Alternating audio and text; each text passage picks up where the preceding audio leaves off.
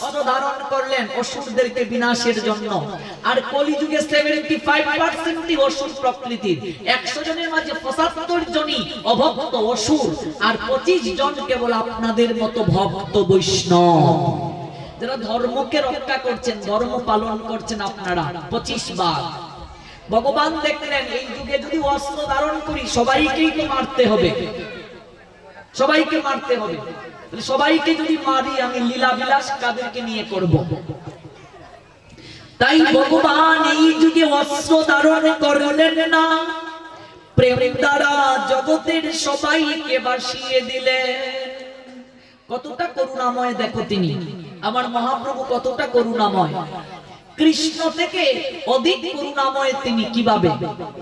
চমৎকার ভাবে প্রেমানন্দ আমাদেরকে এই অপ্রাকৃত মহিমা জানাচ্ছেন। তাছাড়া আমাদের বিভিন্ন পদকর্তাগণ, মহাপ্রভুর পার্ষদগণ জগৎ জীবকে এই গৌর তত্ত্বের অভিনবত্ব জানিয়ে দিলেন, এবং আমরা উপলব্ধি করলাম তাদের মাধ্যমে এই গৌরাঙ্গ সুন্দরের অভিনবত্ব করুণার কথা। এমন গৌরাঙ্গ বিনা নাই আর। ওরে মন, জগতের বুকে গৌরের মতো এমন দয়াল তুমি আর কোনদিন খুঁজে পাবে না। হেন অবতার হবে কি হয়েছে, হেন প্রেম পরচার। এই অবতার জগতের বুকে কোনদিন আসে নাই, আর কোনদিন আসবেও না। কেমন অবতার বলছেন? দূরমতি অতি পতিত পাষণ্ডী প্রাণে না মারিল যারে, হরি নাম দিয়া হৃদয়ে শুধিল যাচি গিয়া ঘরে ঘরে। একটা লাইনের মাঝে গৌরাঙ্গ কি উপলব্ধি করিয়ে দিলেন। কে উপলব্ধি করালেন? প্রেমানন্দ। প্রেমানন্দ কে? মহাপ্রভুর পার্ষদ। গৌরকে জানতে গেলে বাসুঘোষকে জানতে হবে, গোবিন্দ ঘোষকে জানতে হবে, মাধব ঘোষকে জানতে হবে, নরোত্তমকে জানতে হবে, ভক্তি বিনোদকে জানতে হবে, প্রেমানন্দ আচার্যকে জানতে হবে, যারা এই অপ্রাকৃত লীলা মাধুরী জগৎকে জানালেন। দেবকী নন্দন আচার্যকে জানতে হবে, যদুনন্দন আচার্যকে জানতে হবে। ওরা গৌরের উপরে অপ্রাকৃত ভজন সঙ্গীত লীলা রচনা করে গিয়েছেন। একটা লাইনের মাধ্যমে গৌর কি উপলব্ধি করিয়ে দিলেন। এমন গৌরাঙ্গ বিনা নাই আর। হেন অবতার হবে কি হয়েছে, হেন প্রেম পরচার। জগতের বুকে এমন অবতার আর কেউ কোনোদিন দেখে নাই। তাহলে ভবিষ্যতে কি এরকম অবতার আর হবে? বলছেন না, গৌরের মতো অবতার আর কখনো হবে না, হবে না। হেন অবতার হবে কি হয়েছে, হেন প্রেম পরচার।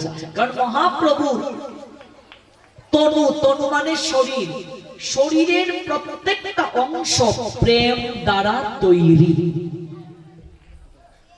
প্রেম দ্বারা তৈরি শরীরের প্রত্যেকটা অংশ। বলা যায় মহাপ্রভু হলেন প্রেমের বাংময়ী মূর্তি। কারণ কি? কারণ মহাপ্রভু হচ্ছেন স্বয়ং রাধারানীর বিগলিত ভাব।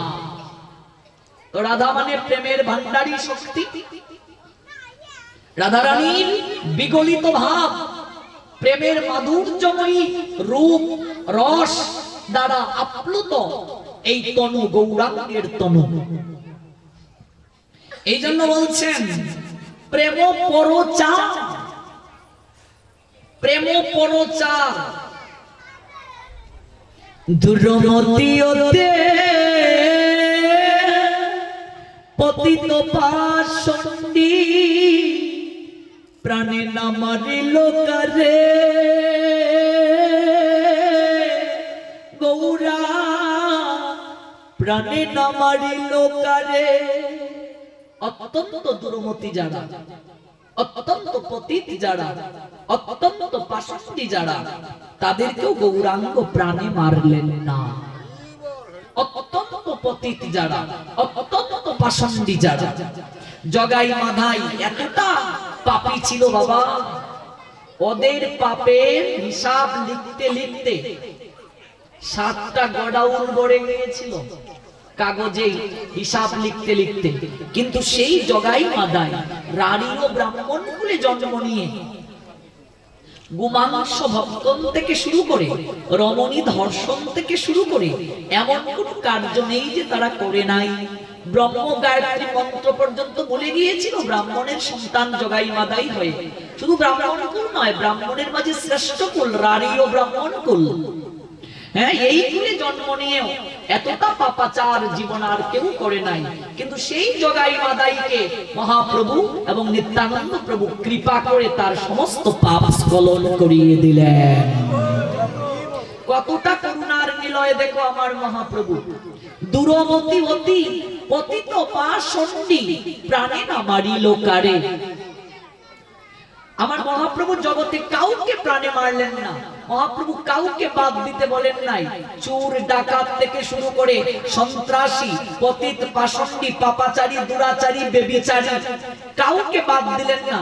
লগ্নহীরা বেশ্যা, এতটা বেবিচারী, তাকেও বৈষ্ণবী বানিয়ে দিলেন হরিদাসের মাধ্যমে। সবাইকে কৃপা করবেন, অর্থাৎ গৌর লীলায় কাউকে বাদ যাবে না, কেউ প্রেম থেকে বঞ্চিত হবে না। এটাই গৌরের মহিমা। কৃষ্ণ থেকে প্রাণে না মারিল কারে। তাহলে গৌরের শক্তিটা কি? রাধার প্রেমের শক্তি। এই দেখো, মূল কিন্তু রাধা। রাধার প্রেমের শক্তি গৌরের সম্পদ। অন্যান্য যুগে নাম ছিল গো, নামের মাঝে এত শক্তি ছিল না, প্রেম শক্তি ছিল না। হরে কৃষ্ণ কৃষ্ণ কৃষ্ণ হরে হরে, হরে রাম রাম রাম হরে হরে। এই হরি নামের মাধ্যমে এই মন্ত্রটা জপ করলে 3 যুগের ভগবানকে একসঙ্গে স্মরণ করা হয়। হরে, এটা এক তত্ত্ব হচ্ছে ভগবান শ্রী বিষ্ণুকে স্মরণ, হরি সম্বোধনে হরে। আরেক তত্ত্ব হচ্ছে রাধারানীর একটা নাম হচ্ছে হরা। রাধারানীর এক নাম কি? হরা। সম্বোধনে হরে, হরে মানে রাধা। অর্থাৎ এক ক্ষেত্রে বিষ্ণুকে স্মরণ হচ্ছে হরে, হরে মানে হরি। আরেক ক্ষেত্রে হরে দ্বারা রাধারানীকে স্মরণ করা হচ্ছে। কৃষ্ণ, ভগবান কৃষ্ণকে স্মরণ করা হচ্ছে। রাম, রামচন্দ্রকে স্মরণ করা হচ্ছে। মানে এই মন্ত্র জপ করলে একসঙ্গে 3 যুগে আবির্ভূত হওয়া ভগবানের রূপকে স্মরণ করা হচ্ছে। আজকের আলোচনা তত্ত্ব আলোচনা। প্রত্যেক যুগে নাম ছিল, নামের মাঝে শক্তি ছিল না গো, প্রেমের শক্তি। তাহলে এই যুগে এই নামের মাঝে প্রেমের শক্তি দেওয়ার মানে কি? কারণ কলিযুগের মানুষেরা আমরা আহার ছাড়া বাঁচতে পারবো না, কামনা আমাদের সর্বাঙ্গে। কলিযুগের মানুষেরা আমরা বুদ্ধি কম, স্থূল বুদ্ধি সম্পন্ন আমরা। এহেন কলিবদ্ধ জীবকে খুব সহজে কি করে নাম প্রেমে আপ্লুত করে ভগবানের চরণ পাইয়ে দেওয়া যায়, এই চিন্তায় ভগবান কৃষ্ণ রাধারানীর প্রেমের বান্ধ থেকে প্রেম চুরি করে ওই নামের সঙ্গে ওই প্রেমটাকে মাখিয়ে দিলেন। আর ওই প্রেম মাখা নামকে এনে জগতের দ্বারে দ্বারে বিতরণ করলেন। এই হচ্ছে সংক্ষেপে ব্রজলীলায় গৌরাঙ্গে আসার মূল তত্ত্ব। ব্যাখ্যায় গেলাম না, সময় যেহেতু কম, আজকে 4 রজনী চলছে। রাধার প্রেমের বান্ড থেকে প্রেম চুরি করে নামের সঙ্গে প্রেমটাকে মাখালেন। ওই মাখা মাখা প্রেম নাম আজকে তিনি প্রেমের ভান্ডে এনে জগতে রাখলেন। প্রেমের ভান্ড। তো এই প্রেমের ভান্ড সবার জন্য। এরপরে আরেকটা শর্ত আছে, দেখবেন মোবাইল কোম্পানি অফার দেয়, আবার ছোট করে লিখে শর্ত প্রযোজ্য। এই প্রেমের বাণ্য সবার জন্য, কিন্তু একটা শর্ত আছে। শর্তটা কি? ভব বিরহ চির বাঞ্ছিত প্রেম জগতে ফেলিল ঢালি, কাঙ্গালে পাইয়ে খাইলো হাতে দিয়া করতালি। এই প্রেম তারা পাবে যারা হাতে করতালি দিয়ে প্রতিদিন কীর্তন করবে। আমি একটু হরিনামে এসে হাতে তালি দেই না, হাত তুলি না, একটু হরিনাম করে নৃত্য করি না, তুমি এই প্রেম পাওয়ার যোগ্য না, এই প্রেম তুমি পাবে না। কারণ কি, যদি ওই শর্ত না মানা হয়। কাঙ্গালে পাইয়ে, আর এই প্রেম কে লাভ করতে পারবে? কাঙ্গাল যারা, তারা লাভ করবে। এবার কাঙ্গাল কে গো? যার টাকা পয়সা নাই, যার টাকা পয়সা নাই তাকে কাঙ্গাল বলা হয় নাই। আপনার কোটি কোটি টাকা আছে, আপনিও কাঙ্গাল হতে পারবেন যদি আপনি মনে করেন, হে প্রভু, হে গৌর সুন্দর, তুমি যা দিয়েছো এই কোনো কিছুই আমার নয় প্রভু, এই সমস্ত কিছুই তোমার, আমি কেবল তোমার আজ্ঞানুসারে চলছি। এটা শুধু মুখে বললে হবে না, আচরণে থাকতে হবে। আমি মনে মনে বললাম, ছেলে কয়জন মা? আমার নয়, ভগবানের 2 ছেলে 1 মেয়ে। তোমার যেহেতু ভগবানের 2 ছেলে, একটা ছেলেকে দিয়ে দাও মন্দিরে ভগবানের সেবা করবে। তখন তো আমরা বলি, এটা কি করে হয়, আমার এই ছেলেকে না দেখে আমি থাকবো কি করে? তার মানে মন থেকে বলি ভগবানের ছেলে, প্রশ্নই উঠে না, প্রশ্নই উঠে না। এটা আমার ক্ষেত্রেও প্রযোজ্য, আমিও ঠিক তাই। তাহলে ভগবানের সংসার আমার নয়, কার সংসার? ভগবানের সংসার, ভগবানের ব্যবসা, ভগবানের সব। তা আমি খাওয়ার সময় 4-5টা আইটেম, আর ভগবানের জন্য শুধু চিনি, মিষ্টি আর বাতাসা। তাহলে ভগবানের সংসার, ভগবানের কি করে হলো? এই প্রেম পাবে কে? কাঙ্গালে পাইয়ে খাইলো নাচিয়ে। আর গৌর প্রেম মানে হরিনাম করে নাচতে হবে। নাচবে না যারা, তারা গৌর প্রেম পাবে না।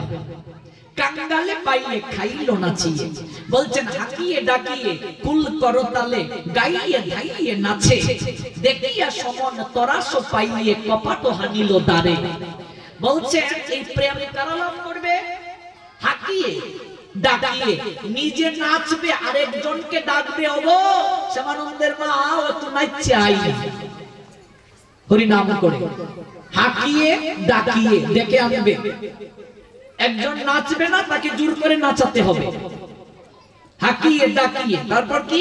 কুল করতালে গাইয়ে ধাইয়ে নাচে, গাইবে আরেকজনকে আনবে, ডেকে আনবে, জোর করে আনবে। এটাই গৌর লীলার অভিনবত্ব, গাইয়ে ধাইয়ে নাচে। যদি এইভাবে কেউ নাচতে পারে, কৃষ্ণ নাম করে গাইতে পারে, বলছেন পরের কথায়, হাকিয়ে ডাকিয়ে কুল করতালে গাইয়ে দাইয়ে নাচে। যদি এরকম হয়, তার রেজাল্ট কি? ওগো দেখিয়া সমন তরাস পাইয়ে কপাট হানিবে দ্বারে। এভাবে কেউ যদি কৃষ্ণ নাম করে নাচে, কলি যুগের কথা বলছে, অন্যান্য যুগের কথা না, কেউ যদি কৃষ্ণ নাম করে নাচে, যমদূত নিজেরা ভয় পেয়ে দরজা লাগাইয়া থাকবে, তোমার কাছে আসতে পারবে না। দেখিয়া সমন তরাস, এখানে ত্রাস, ত্রাস থেকে তরাস এসেছে, এটা পদের সুবিধার জন্য। ত্রাস মানে কি? ভয়। দেখিয়া সমন তরাস পাইয়ে মানে কি? ভয় পেয়ে কপাট হানিল দ্বারে, দরজা বন্ধ করে থাকবে। ও সর্বনাশ, এই জায়গায় গেলে আমার লাভ হবে না। তাহলে আমরা কি করে বুঝবো? 3 দিন পর্যন্ত আমরাই নাচলাম, আর তোমরা, তোমাদের মতো নাচতে দেখি নাই। ওই মাসি নাচছে, আচ্ছা ঠিক আছে, বাকিরা তো নাচো নাই। তাহলে আজকে হবে একাদশীর দিন, আজকে নাচ হবে। মাতাজিরা কয়েকটা বৃত্তাকারে নাচবেন, কেউ এই জায়গায় একটা বৃত্ত, কেউ মাঝখানে আরেকটা বৃত্ত, পিছনে আরেকটা বৃত্ত, এইভাবে 3-4টা বৃত্তে। এদিকে তো একটা সুতো দিয়ে সীমানা দেয়া হয়েছে। বাবাজিরা 3-4টা লাইনে নাচবেন। গৌরাঙ্গের এটাই ভজন। তাছাড়া মহাপ্রভু 4 জায়গায় বিরাজ করে। আমরা কালকে থেকে লীলা শুনবো গৌরাঙ্গের, দেখবে শুধু প্রেম আর প্রেম। 4 জায়গায় মহাপ্রভু বিরাজ করেন। একটা হচ্ছে সচি মায়ের আঙ্গিনা, আঙ্গিনা ছেড়ে মহাপ্রভু যান না। শ্রীবাস আঙ্গিনা, মহাপ্রভু ছেড়ে যান না। 3 নিত্যানন্দ প্রভুর নর্তন, যারা নিতাই চাঁদের মতো হরিনাম করে নাচে, মহাপ্রভু বলছেন আমি তাকে ছেড়ে কখনো যাই না। যারা হরিনাম করে নাচে, একটা কথা মনে রাখবেন, হরিনাম করে যারা নাচে তাদের কখনো প্যারালাইসিস হবে না, হবে না, হবে না, হবে না, হবে না। গৌর বলে নাচবে, আবার প্যারালাইসিস কেন হবে? নিত্যানন্দ প্রভুর নর্তন। 4 রাঘব পণ্ডিতের বাসভবন। রাঘব পণ্ডিত সেবা দ্বারা মহাপ্রভুকে বন্দী করে রেখে দিয়েছে। ওইভাবে যদি কেউ মহাপ্রভুকে সেবা দিতে পারে, মহাপ্রভু বলছেন আমি তার গৃহ ছেড়ে কোথাও যাব না। এই 4 জায়গায় মহাপ্রভু সব সময় থাকেন। এই জন্য বলছেন কাঙ্গালে পাইয়ে খাইলো নাচিয়ে, হাতে দিয়া করো তালি। সারাদিন যদি সময় নাও পাও, সন্ধ্যায় সবাইকে নিয়ে দরজার সামনেই বসো। মৃদঙ্গ পাও নাই, দরকার নেই। ঝাঁজ নাই, ঠিক আছে। করতাল নাই, ঠিক আছে। হাতে তালি দিয়ে সবাই কীর্তন করো। 10 5 মিলে সবে দাঁড়েতে বসিয়া কীর্তন করো সবে, হাতে তালি দিয়া। সবাই মিলে একটু বসতে হবে, একটু কীর্তন করতে হবে, হাতে তালি দিয়া। 10 5 মিলে সবে দাঁড়েতে বসিয়া কীর্তন করো সবে, হাতে তালি দিয়া। তো বললেন প্রেমের বান্ড এনে জগতে ফেললেন, ওই প্রেম লাভ করতে পারবে কাঙ্গাল যারা তারা। মহাপ্রভুকে বলা হয় কাঙ্গালের ঠাকুর। কেমন কাঙ্গাল? কাঙ্গাল মানে কি? যার নিজের বলে কিছু নাই, কাঙ্গালে পাইয়ে। ওই কাঙ্গালের প্রতি মহাপ্রভুর দরদটা সবচেয়ে বেশি। তুমি নিজে কাঙ্গাল সেজে আছো, নিজে কাঙ্গাল সেজেছেন, কিসের অভাব হলো তার? তিনি তো ছিলেন রাজার কুমার, দ্বারকার রাজা।